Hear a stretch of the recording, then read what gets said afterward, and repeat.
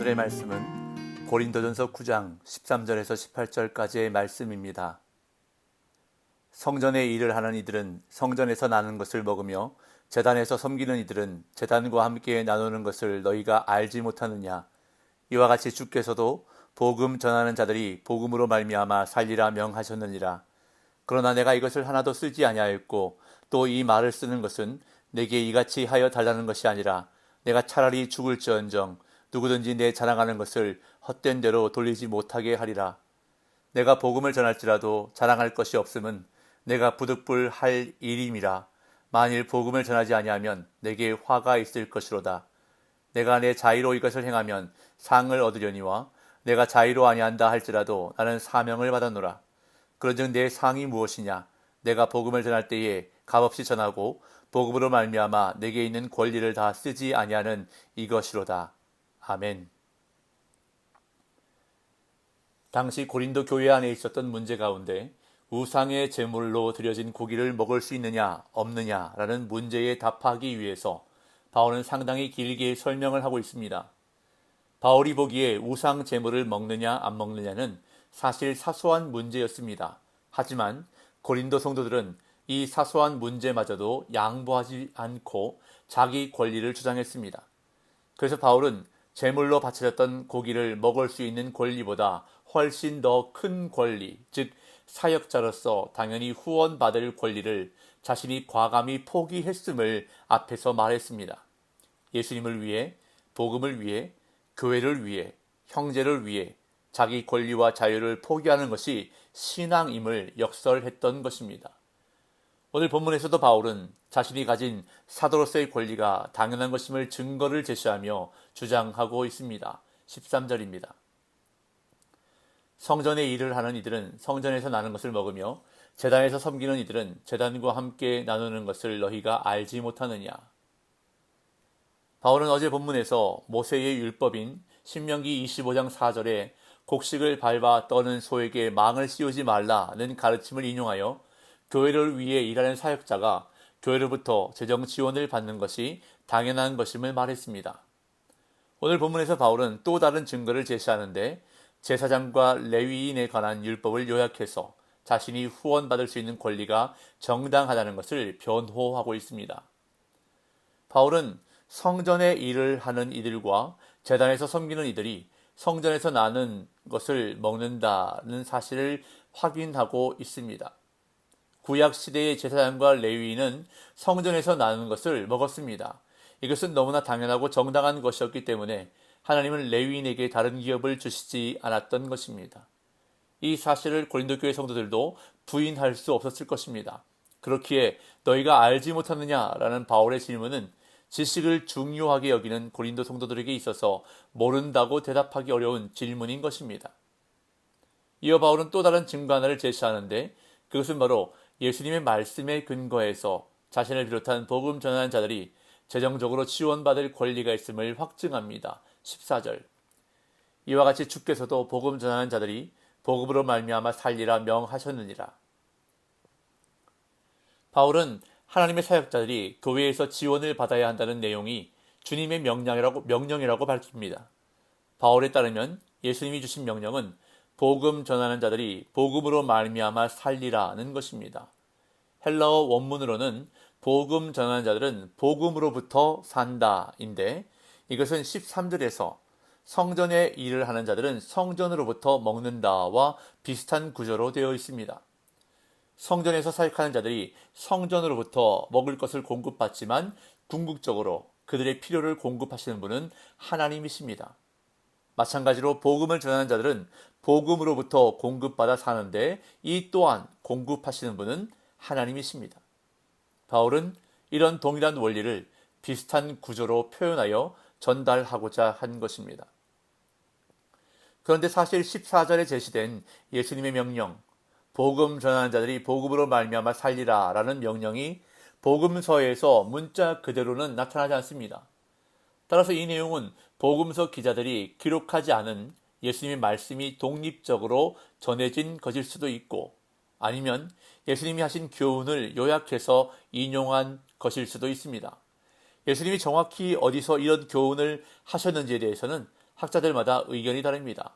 어쨌든 주님이 주신 이 명령은 말씀 사역자가 생계를 유지하는 일에 신경을 쓰지 않고 전적으로 복음 전파와 사역에 초점을 맞추도록 하는 데 의의가 있습니다.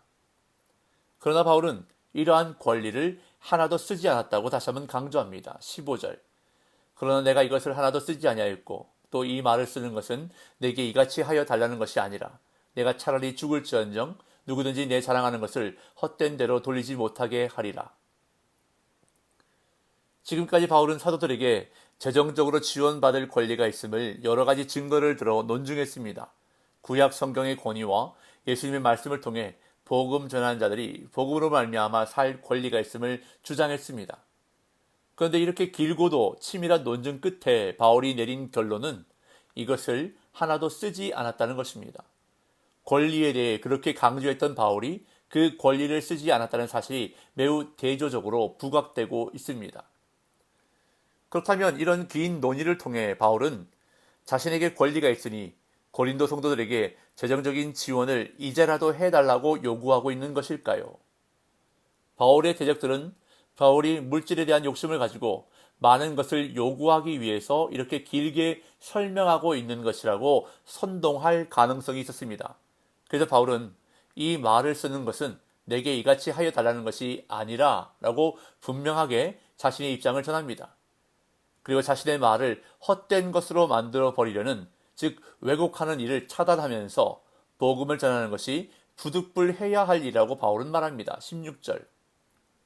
내가 복음을 전할지라도 자랑할 것이 없으면 내가 부득불할 일임이라. 만일 복음을 전하지 아니하면 내게 화가 있을 것이로다. 바울은 사도로서 복음을 전하라는 사명을 받았습니다. 자신의 의지로 선택한 것이 아니라 교회를 박해하러 다메섹으로 가는 길에서 부활하신 그리스도께서 나타나셔서 그에게 새로운 삶을 강제적으로 요구하셨던 것입니다. 그렇게 바울은 복음을 전하는 것이 부득불할 일이라고 말합니다.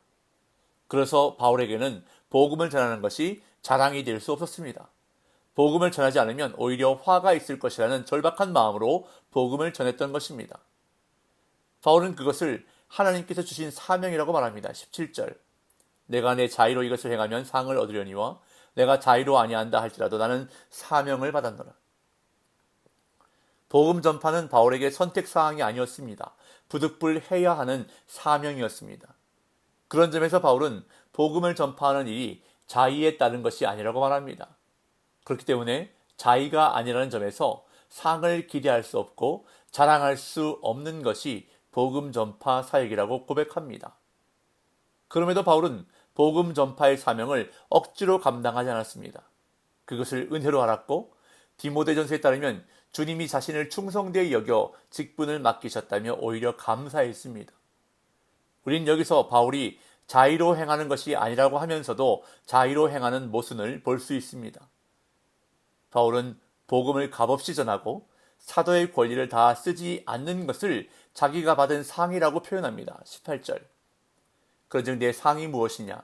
내가 복음을 전할 때에 값없이 전하고 복음으로 말미암아 내게 있는 권리를 다 쓰지 아니하는 이것이로다.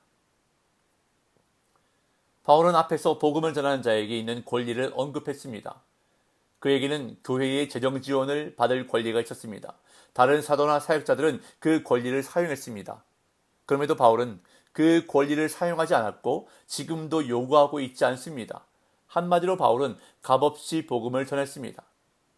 그런데 바울은 그렇게 값없이 복음을 전하고 복음으로 인해 주어진 권리를 사용하지 않는 것을 그의 상으로 여겼습니다. 즉 복음 사역자로서 마땅히 받을 수 있는 재정 지원을 전혀 받지 못하고 직접 생활비를 벌어가며 교회를 섬기느라 힘겨워했던 그 모든 시간들이 자신에게 주어진 하나님의 상이라는 말입니다. 이렇게 바울은 형제를 위해, 교회를 위해, 복음을 위해, 주님을 위해 자신의 권리를 포기하는 것이 얼마나 영광스러운 일인지를 고린도 성도들이 알기를 원했습니다. 복음의 사명으로 인해 흘린 땀과 눈물이, 때로는 당연히 받을 수 있는 것을 포기해야 하는 아픔이 주님이 주신 훈장이요, 표창장이요, 상이라고 바울은 생각했고 고린도 성도들 역시 그렇게 생각하기를 바울은 바랐던 것입니다. 그렇다면 오늘 나는 어떤 상을 바라고 있습니까? 하나님께로부터 어떤 상을 바라면서 신앙생활을 하고 있습니까? 혹시 내가 누릴 수 있는 자유와 권리를 마음껏 누리며 사는 것이 상이라 생각하고 있지는 않습니까? 남들보다 더 많은 것을 누리는 것이 상이라고 생각하지는 않습니까? 그리스도인의 진정한 상은 그리스도를 닮아가는 것입니다. 삶에서 그리스도의 향기가 나타나는 것입니다. 그것이 바로 저와 여러분들이 추구해야 할 진정한 상인 줄로 믿습니다. 오늘도 저와 여러분들의 삶이 예수님 닮아가는 삶 되기를 간절히 소망합니다.